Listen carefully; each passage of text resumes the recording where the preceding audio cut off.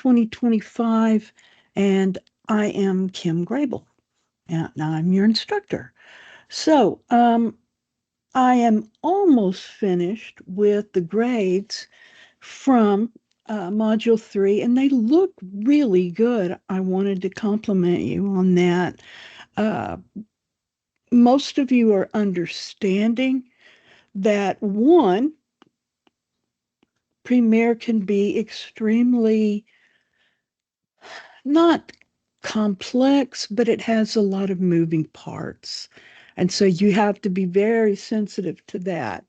Um, some days when I'm not thinking about what I'm doing, or I'm, thinking about three or four other things that have to be done, I can get so turned around in Premiere that I have to go back and reset my workspace and, kind of do a, okay, where was I kind of thing, because there's so many steps to it.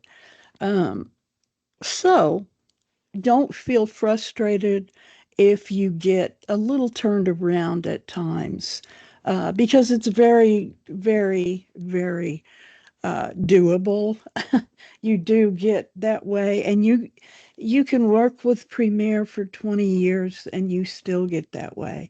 It's just it can be a very complex program. So I wanted to make sure you heard me say that, so that you would not, if you're struggling, and I know a couple of you are, uh, that's kind of par for the course. Some things will become clear, especially this week and then week 5 and 6. Um, One thing I want to kind of emphasize to you is a lot of things that students really focus on with this class is the visuals. Like they students like to show Kevin and in his interview and walking and talking and all the things that Kevin does. But you have a lot of B-roll information that you could show while Kevin is talking, and you don't have to see Kevin. The other thing is, for instance, this White Orchid project that's due this week is really badly shot. And it's deliberately badly shot so that you can make changes like Lumetri color changes. However, you're not probably going to want to fix every single color issue that you find. And I will, as we talk about it, I will point out what's really important, what's not so important. This week, you have the correcting bad color and brightness, adding audio, and the live classroom. Um, we're going to start with the correcting bad color and brightness. Okay. Um, Mostly what you do in Premiere is try to balance one, skin tones. A lot of clips look great, but a lot of others will look bluish or orange, kind of a cast, and then even more will look very dark. So not only do you have to concern yourself with these little idiosyncrasies of uh, a video, but you also have to consider the skin tone, the fact that a lot of video is shot with multiple cameras, including the White Orchid Chapel video. If you've got three different cameras shooting, and none of them are balanced for the white in the same light, then you're going to have some issues and you're not going to have perfect video color. So don't work yourself, crazy trying to get one little section.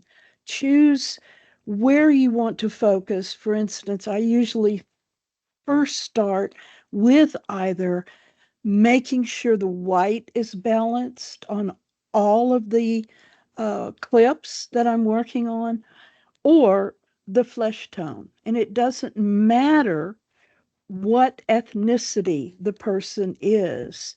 The skin tone can be matched across all of the clips, and it can. It's just, taking the time and the effort to really look at skin tone and make sure that you're looking at it uh, with a realistic eye. Also, remember that everybody's skin tone is different, so you're going to have a lot of different casts of skin tone, especially if you have a lot of people in a shot. I know in the White Orchid wedding, the woman that's being married is her skin is very pale. She's very light colored skin. And the man that she's marrying is darker, only in that he's darker in a sense like he works outside or he's exposed more to sun or some kind of setup.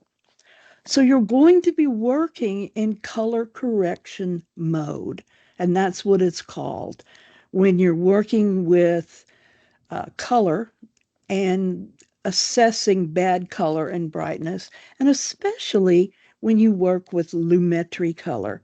Let me show you this little clip about how to achieve perfect skin tone. So let me get this going. All right, so you suck at color grading, big deal. Except it is a big deal because color grading is very important if you're gonna have to color grade. If you shot this in log like I am, you can't not color grade, but if you color grade and you end up with something that looks like this is bad. And why is this bad? Is because my skin tone doesn't look natural, it doesn't look good out of the camera.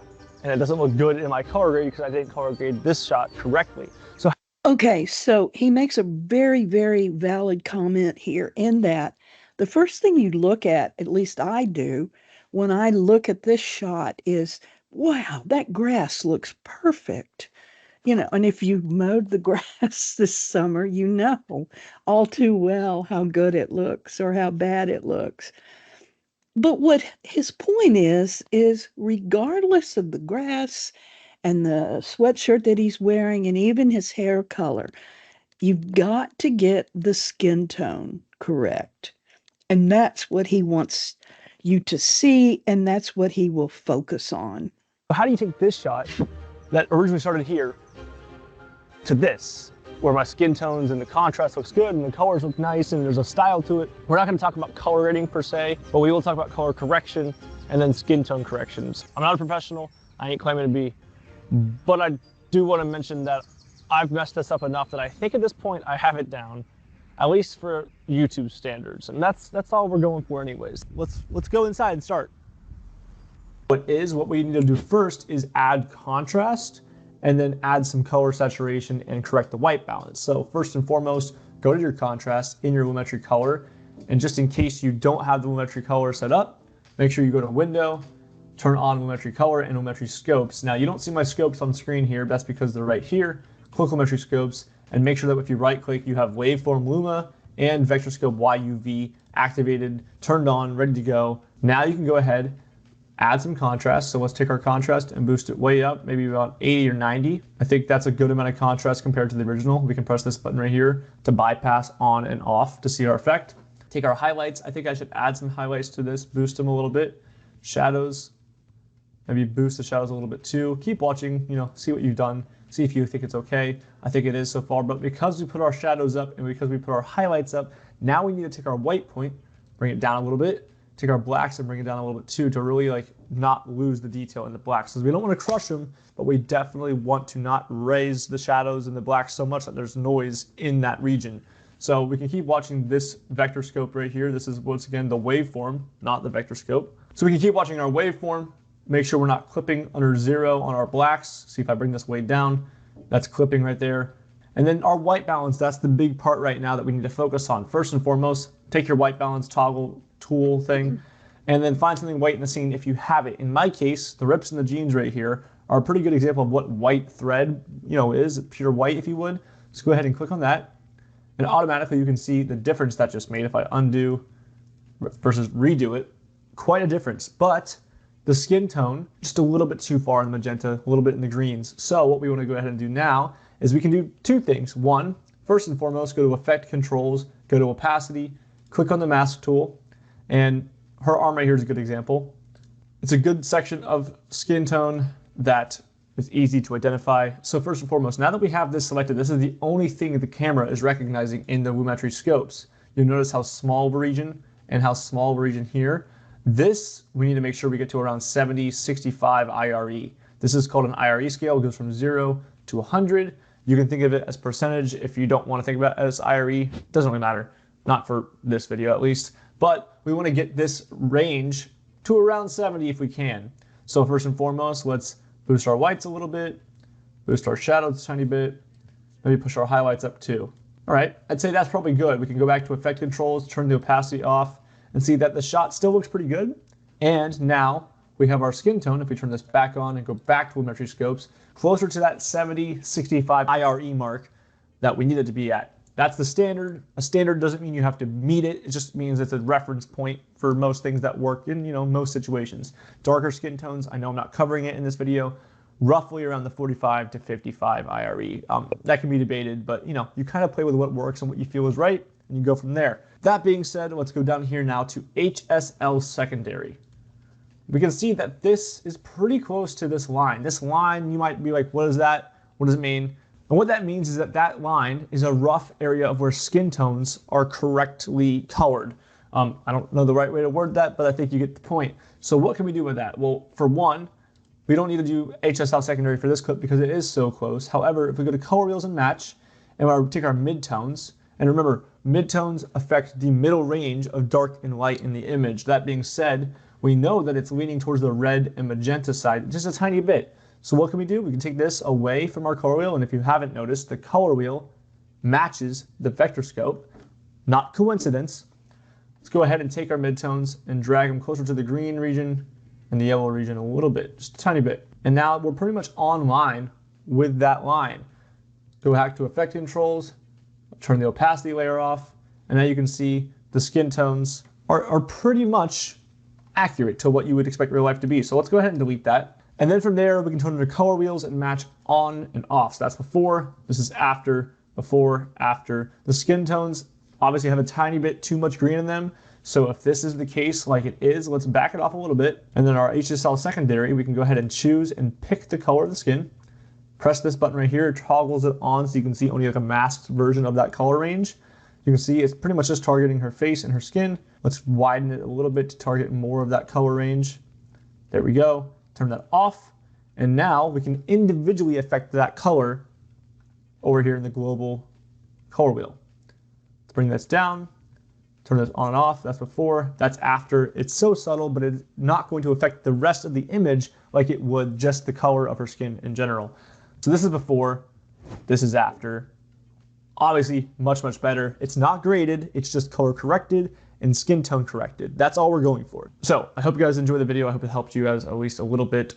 I know that I might not be perfect at this, and once again, I'm not a professional, but I hope that you learned at least a little something more than you knew before you watched the video. With that being said, though, thanks for watching. Appreciate it. And I will see you guys.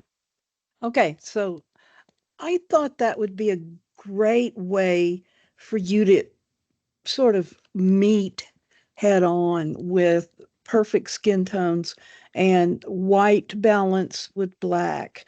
How you do this, how you work in color correction mode, is you choose the window in your workspace and choose color mode. Okay? The color correction workspace is what it's called. Workspace, color mode, or color correction. Now, you don't really see the color wheels if you haven't already added the color correction effects. Here are the effects, and you really won't see these little wheels unless you've already added them or if they're part of your standard standard look of your workspace. Um, and that's okay as long as you can see your waveforms. You're in good shape. This is the reference color and brightness relative to your monitor. This is your program monitor in tonal range mode. And tonal range mode is basically black and 256 levels of, or 255 levels of white, basically grays, and then one white, one black. This is your effects control. And this down here that looks really small, remember how you open this up to be deeper if you want to see more of your timeline is you set this up a little differently. You may not, you probably don't need it as big as you do when you're editing clips, but keep in mind that the color correction workspace provides up to 3 views of your video. And so if you gang the source monitor with the program monitor via the source monitor panel menu, then you see 2 views of the same video. And that's nice because it focuses on 2 very important but different aspects of your color. So remember that gang source and program. Now, since the program monitor displays the video after you applied the effects, the source monitor is before, so you get a before and after view. Okay? Keep that in mind because sometimes you get confused and you're not completely sure what's the before, what's the after, although it's usually pretty obvious. Now, if you need to do color corrections, which you will, choose Window Workspace and then choose Color Correction. And you're literally entering, when you do that, the color correction workspace. This is when you really start working on the White Orchid wedding footage. Um, if you didn't move any of the files when you were importing them, like, change the order or anything like that, then you'll see the completed edit in the timeline. And that will help you because it will be very easy for you to determine which clips need color correction. So you'll change to the color workspace, place the playhead over each clip that you think needs correction. Use the Lumetri panel on the right to correct the white balance first. You remember where he saw the white balance uh, should be around, what did he say, 65, 70, depending on the white balance and the black as well. If further adjustments are necessary, then go to temperature, tint, and then exposure.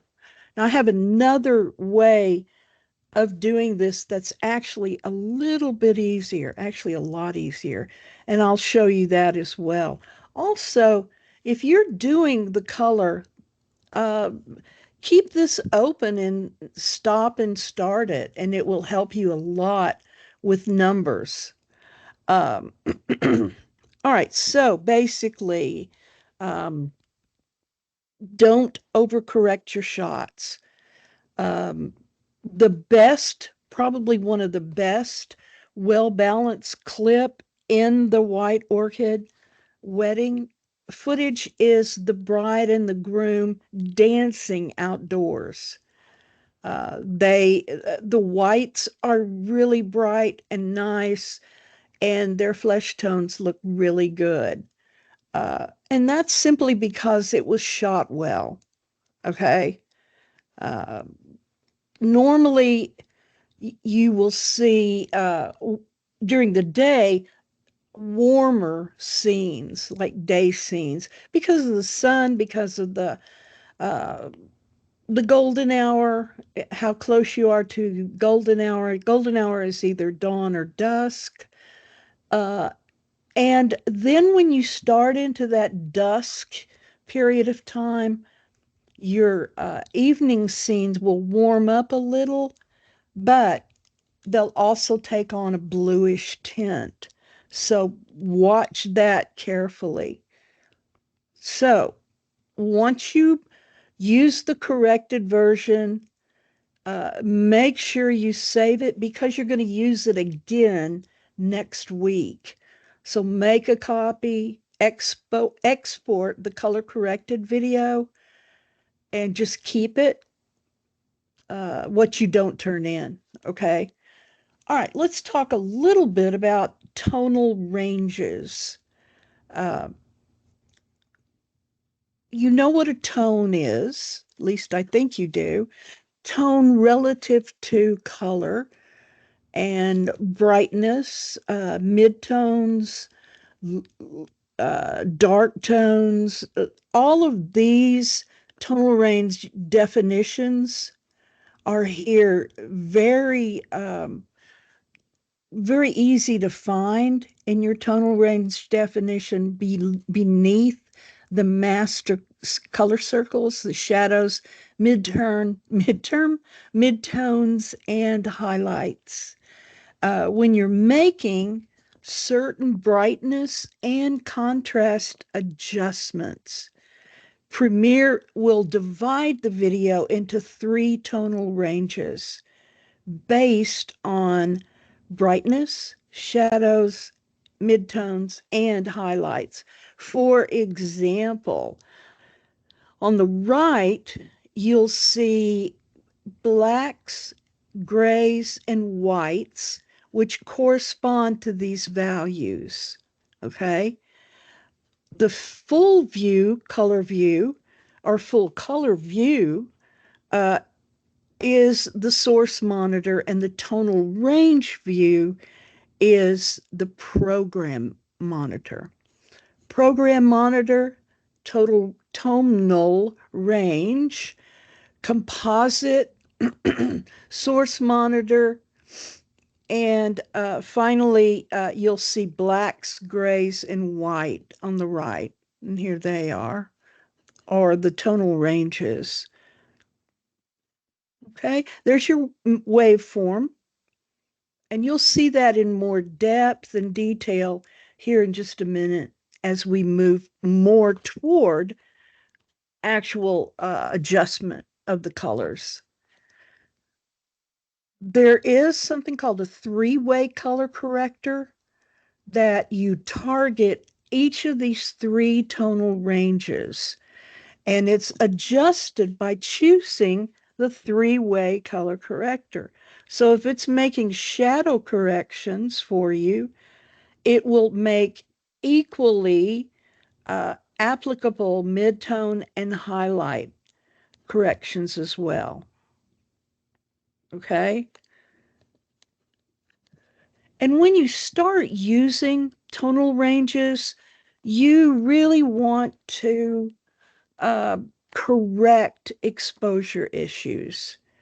So stick with one tonal range at first. For example, when a backlight condition occurs, the face, which is often in the midtones or shadows, is always too dark.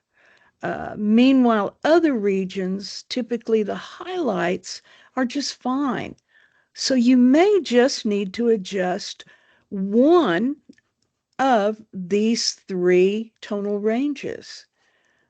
Don't necessarily just jump in and start adjusting everything because it may just be one of the ranges that's completely out of whack if you would, to to use a technical term. This is a really good way to look at Lumetri color as a panel and what to do with it. Don't let it intimidate you. It's just a funny name for color balance and, tonal range. Hey everyone, Kelsey here from Premiere Gala, and today I'm going to show you how to do selective color grading using the Lumetri color panel. All right, let's jump into it.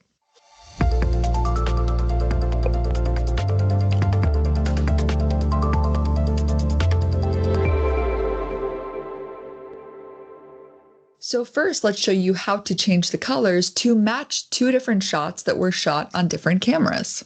So here I have two clips from Adobe Stock. You can see the color of the water is different in both the shots. One is more of a lighter blue and the other is more of a teal blue. So what if I want to make the lighter blue more teal? First, we need to select the clip we want to change. Then go to Lumetri Color. Go down to Color Wheels and Match. And then from here, select Comparison View. This will bring up a new split screen comparison view. On the left is the reference shot. This is the shot we want to copy the color from. So move the slider here to the frame of your reference shot. And then Okay, do you understand that? This is what we're trying to match with this actual footage.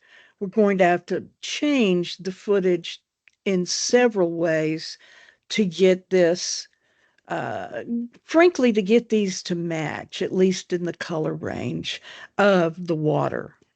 then on the right is the current frame in our timeline. And here you can move the playhead so you see the video that we want to change the color of. So now press Apply Match, and you'll see it made auto adjustments to the mid-tone shadows and highlights. Very slight adjustments, but you can see that the color blue didn't really change. And so this is where we need to use the hue saturation curves to change a color of an existing color. So go to Curves and go to Hue Saturation Curves. In here, we will use Hue versus Hue, and this will enable you to change a hue of an existing hue or change a color of an existing color. And I think it's so funny that in color grading, they use the word hue. It's not like we go to a paint shop and we say, oh, I like this red hue. You say color, right? So just think of hue versus hue as color versus color. And here, use the eyedropper tool to select the blue in the lake. And this will create 3 points that represent the hue that we selected. And then we can adjust or add points. So we can expand the two outer points to expand the color range. And then we can pull up this point to change the color more into the teal range. And then you can click on the line to add another point and pull this up until we can visually see that the colors between the two shots are similar. And then click this little effects icon here to turn the effect on and off, and you can see just this little adjustment made a huge difference. Now the two clips play together in the timeline like they were meant to be together. And you can use the same type of selective color grading to change the color of any object in your video. For example, I have this guy here doing this awesome handstand and he has maroon pants on, and then use the eyedropper tool to select the color of the pants. And then you can move this point up or down to adjust the color, and you can also widen the color range by moving the 2 points out to encompass more color. And sometimes when you're changing the color of an object, depending on the color, it might affect the skin tones. So if you're interested in learning how to avoid changing the skin tones, I made a tutorial on that on my YouTube channel that you can go check out. And so that's all for this selective color grading tutorial. Be sure to leave a comment below if you have any questions and check out the full playlist just below. Okay, so we're talking about the Lumetri effect. Basically, it's not nearly as difficult as you want to assume it's going to be. The other thing that you'll want to possibly be doing with the applying a Lumetri look to a video is to use an adjustment layer, since you can position it over any other clip in the timeline, and it will adjust those clips that are under that adjustment layer. Let me show you. We've talked about adjustment layers before, but let me show you specifically Hey what I'm guys, talking Ryan here about. with a quick tutorial on how to use and apply adjustment layers in Adobe Premiere Pro. Let's jump right in. Adjustment layers are a powerful tool that allows you to apply effects to multiple clips at once. If you want to follow along with this tutorial, you need to have some video clips on your timeline, preferably at least 2 different ones, to see how the adjustment layer will affect them. Here you can see I already have 2 video clips pulled up for my upcoming Blackmagic 6K Pro camera review, so stay tuned for that. First, let's create an adjustment layer. Go to the project panel and click on the new item icon. Select adjustment layer from the list.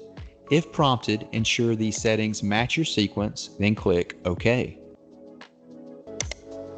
Now, just drag the adjustment layer onto your timeline, placing it above the clips that you want to affect. With the adjustment layer in place, any effect you apply to it will affect all the clips beneath it. For example, let's apply the Lumetri color effect. Go to the effects panel, find Lumetri color, and drag it onto the adjustment layer. Now you can adjust the settings in the effects control panel to achieve the desired look. Notice how all of the clips under the adjustment layer on the timeline are now color graded. Using adjustment layers makes it easy to apply consistent effects across multiple clips, saving you time and effort. And that's pretty much it. You've successfully learned how to use adjustment layers in Adobe Premiere Pro.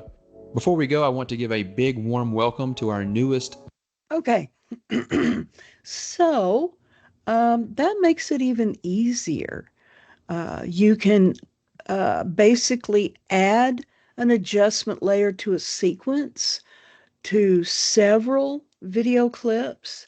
As long as that adjustment layer is on top, then it will affect everything beneath it.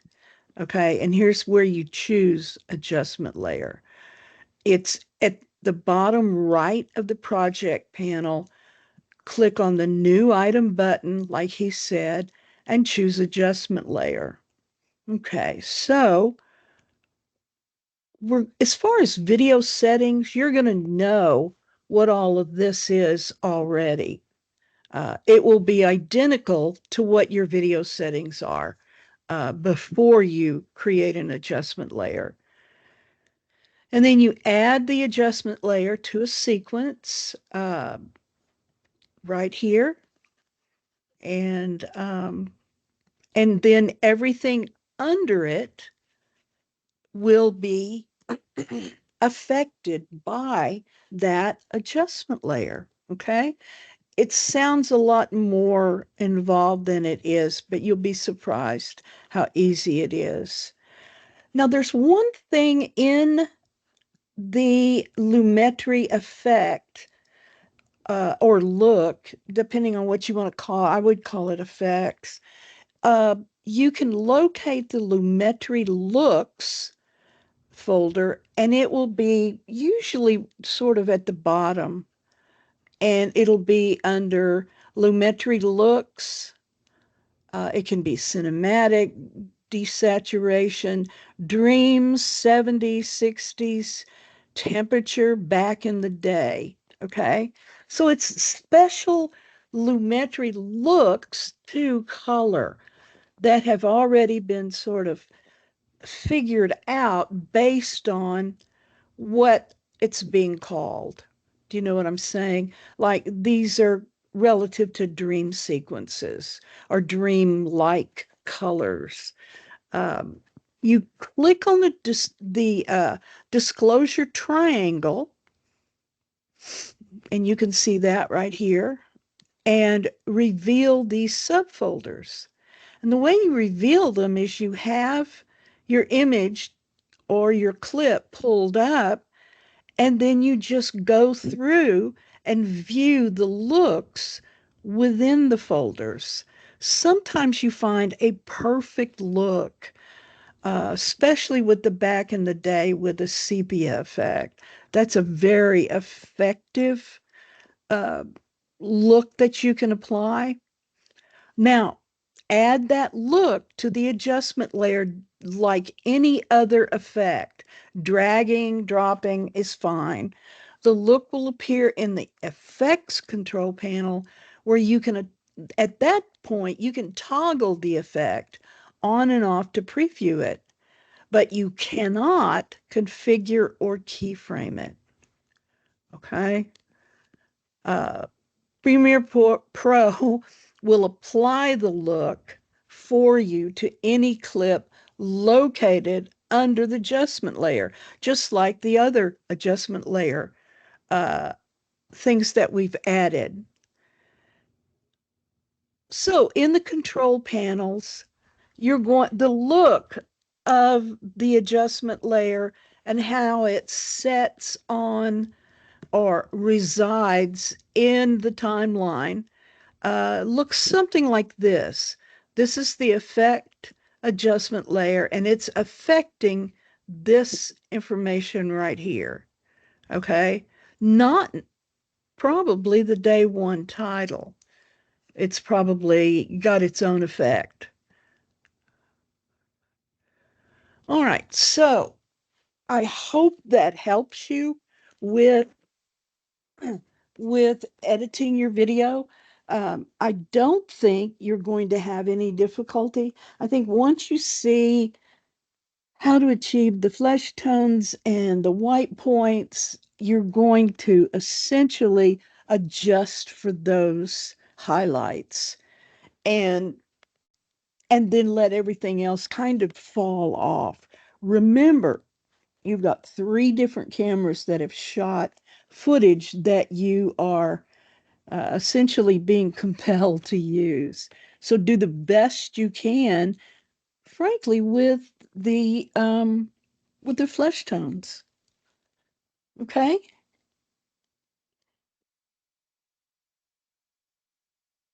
The other part of this week is adding music or Foley or sound effects. You may not have any sound effects. In fact, you're switching gears, by the way, from the um, the white orchid wedding color effects to now you're adding music and sound or Foley effects to the ultra marathoner rough cut that you're working on or that you're beginning to work on. Now remember in mod 2, you chose three different pieces of music, or you might have chosen um, Foley effects. Foley effects are breathing sounds, dropping things. Um, let's see, footsteps, running steps, clapping, dropping to create a sound that isn't typical, like dropping a watermelon. And it sounds like a thud, like someone's hit the pavement. Yeah. Okay. So don't do any of that, please. It's possible that at this point in Mod 4, you may have changed your mind about how to edit this documentary. And you might need to go look for other music. Or if you've just chosen, again, Foley effects, you may not have any music. So you have to go back and look for some type of music. Now, there are several ways to use music in a video. Okay. Music track that runs the entire length of the video, that for 2 to 3 minutes, that will work okay, but you will probably have to soften the music at certain sounds or at narration parts. Um, you might have music that begins or ends with the video, or you will edit the music so that it will say softly end at the end of say the video itself. But it's a very important. It's an integral part of this documentary because the music can really make or break a particular scene or a particular documentary in this case. And it can be the glue that provides continuity from scene to scene. So let's talk a little bit about waveforms and then how to remix. And then we are done for today. So let me play this for you first. This is how to show the waveform or how to choose it where it shows. Hi folks, it's Mike Murphy, and today's quick tip is in Adobe Premiere Pro CC 2022. In this tutorial, I'm going to show you how to make the audio waveforms visible if you are not seeing them on audio clips on your timeline. If you drag on an audio clip to your timeline or your sequence, and you do not see the audio waveforms visible, all you have to do is just click on the wrench and check Show Audio Waveform. Once you check that, you should see the audio waveforms on your clip. You can click it again. You should see a check mark and it highlighted in blue. And if you don't want to see them, all you have to do is click it again, and that will toggle off the audio waveforms. And that is how to show the audio waveforms on your audio clips in Adobe Premiere Pro CC 2022. Okay, so obviously it's an easy off and on toggle switch. But what do you do with these waveforms? How do you remix? How do you uh, how do you mix music? And I do have a little uh, part about the software Audition, which is specifically music mixing for Adobe, and I will have that for you next week in your fifth week. Usually I combine the fifth and sixth weeks because you don't usually have a lot to accomplish in the sixth week. So I try to put both five and six together and then try to leave you alone so you can finish your project. So, remix. Hi folks, it's Mike Murphy, and today's quick tip is in Adobe Premiere Pro CC 2022. In this tutorial, I'm going to show you how to use the Audio Remix tool, which makes it very easy for you to change the duration of an audio clip to match the duration of your scene or any video clip without you having to do any audio editing. If you look at the sequence on my timeline, the video layer is on top, and as you can see, it's longer than the audio or this music track below. I want to extend this music so that it fits the entire duration. No problem. I'm going to come over here to the toolbar. I'm going to come down to where you see Ripple Edit Tool. Just click until you see this drop-out menu here, and I'm going to select Remix Tool. With the Remix tool selected, all you have to do is come to the end of your audio clip and click. You'll see the little red line, and now you can simply drag out to extend the audio clip as long as you want. And once you let go, Adobe Sensei, the artificial intelligence engine for Adobe Premiere Pro, is going to automatically analyze the audio clip and remix it so it fits perfectly in your scene. I'm just going to let go. You'll see these little zigzags where the remix occurred, and just like that, you have automatically remixed an audio clip to match the duration of your video clip seamlessly. You can also use the remix tool if your audio or your music clip is longer than the video, so you want to shorten the audio clip to match the video duration. I'm going to come over here to the toolbar. I'm going to click on the Ripple Edit tool until I see this drop-down menu, and I'm going to select the Remix tool. I'm going to come over here to the audio clip. I'm just going to click, and that's going to drag in to the end of that video clip. And just like that, my music soundtrack is the same duration as the video clip without having to do any type of editing or cutting to make the audio work. If you ever want to disable the audio remix or revert back to the original clip, all you have to do is right-click or control-click. Go to Remix, you'll see the option to disable, or you can select Revert Remix. You can also go up to the top menu, go to Clip, Remix, you have those same options here, or you can go to the Essential Sound panel. You'll see an option for duration. If you simply uncheck that, that will remove the audio remix. If you check it again, that will reapply it. And if you don't want to use the remix tool and you want to manually set the exact duration, you can just right click or control click on an audio clip, go to remix and check enable remix. Then go up to the Essential Sound panel. If you don't see it, go to Window, Essential Sound. There's a section for duration. It'll be checked once you enable the remix.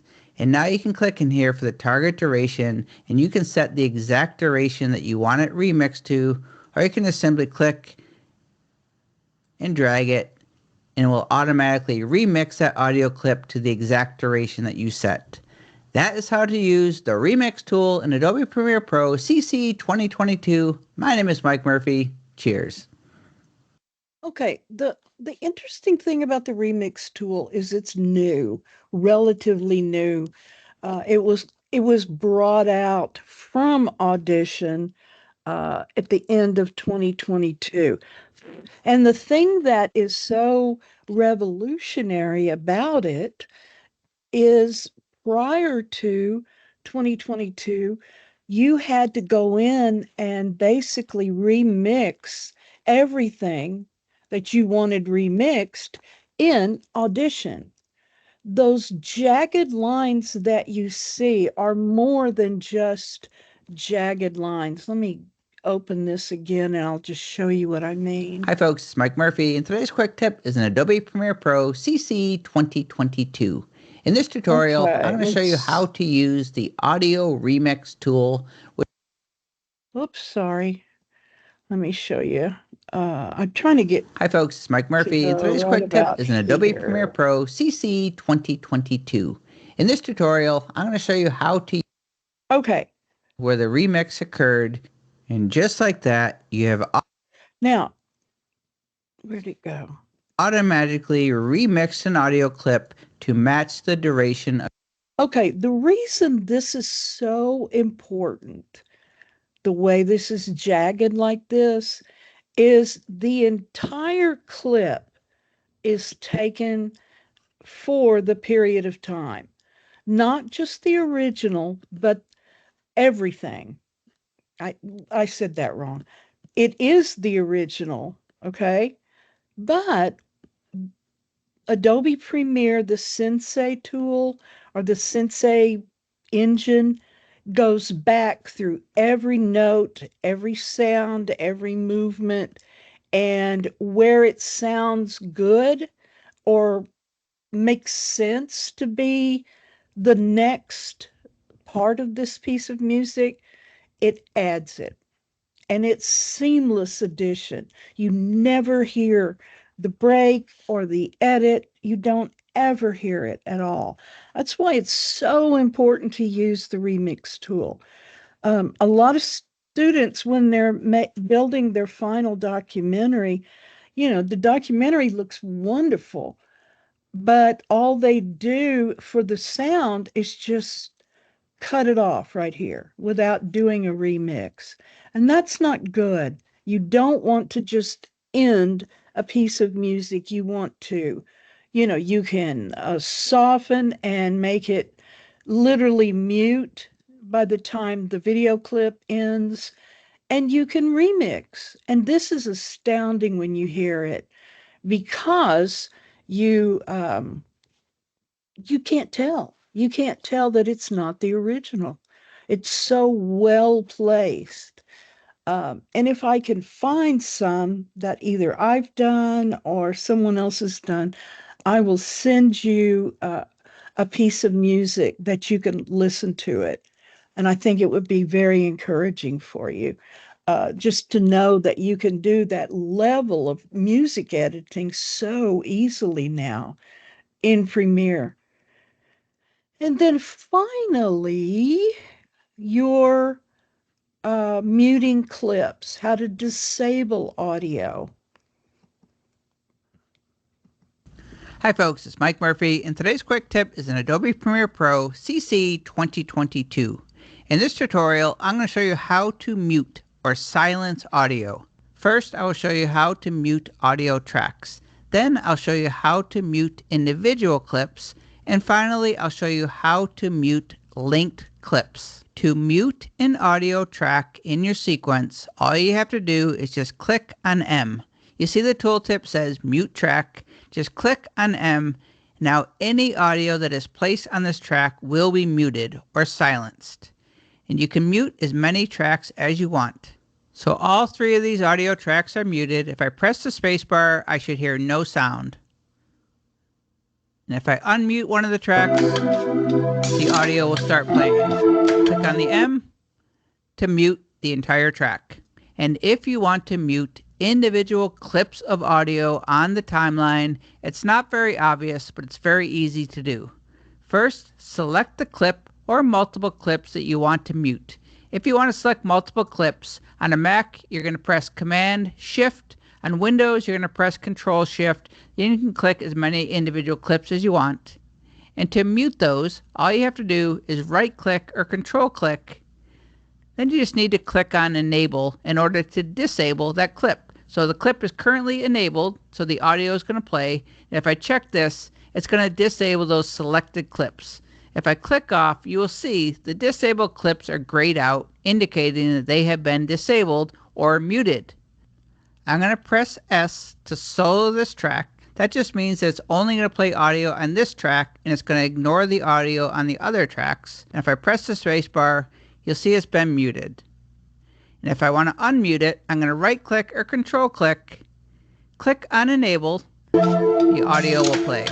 And if you want to mute the audio of linked clips, so the video and the audio are linked together, if you select the audio and right-click and control-click and click on Enable, that's going to disable both the video and it's going to mute the audio.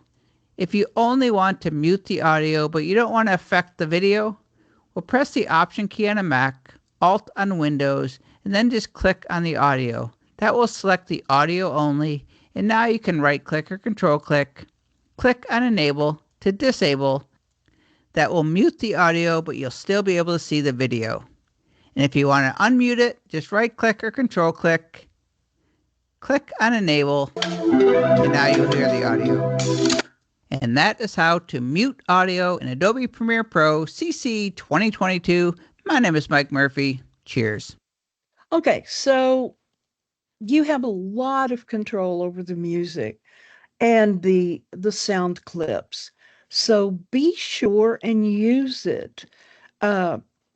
If you don't, let's say you can't hear or you're not able to denote the fade in or fade out at the right spot that you want to fade in, fade out, edit the volume in Premiere because it has something called constant power crossfade audio transition.